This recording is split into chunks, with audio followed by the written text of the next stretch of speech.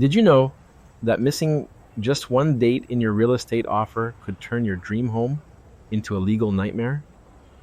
Let me tell you about the time a client of mine nearly lost a gorgeous Vancouver condo because they mixed up the adjustment date and possession date. Turns out those 2 days are not interchangeable. Picture this: moving trucks parked outside, keys in hand, and suddenly realizing the seller still technically owns the toilet you're about to use. Yikes. Here's the thing: dates in a BC real estate offer aren't just boxes to check, they're the heartbeat of the deal. Take the completion date, for example. That's when the money and legal ownership officially switch hands. Miss that deadline? You could be on the hook for penalty interest that'll make your head spin. And possession date? That's your get the keys, pop the champagne moment. But here's where folks get tripped up: possession often happens after completion. So if you're not careful, you might own a home you can't even step into yet. Oh, and adjustment dates? They're the unsung heroes. Imagine the seller prepaid property taxes for the whole year, but you move in halfway through.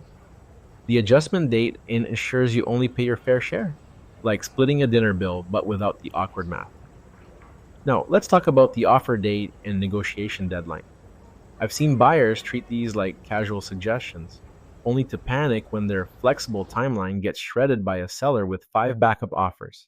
Pro tip: treat every date like it's written in permanent marker, and always loop in a real estate lawyer. Mine once spotted a typo in a completion date that could have delayed closing by 2 weeks. Saved us from a disaster. But here's the kicker: life happens. What if your financing falls through, or the seller drags their feet? That's where extensions and grace periods come in, but you've got to negotiate those up front. Trust me, begging for extra time while the clock's ticking is not a vibe. So, why does this all matter? Because in real estate, time isn't just money, it's your keys, your peace of mind, and sometimes your sanity.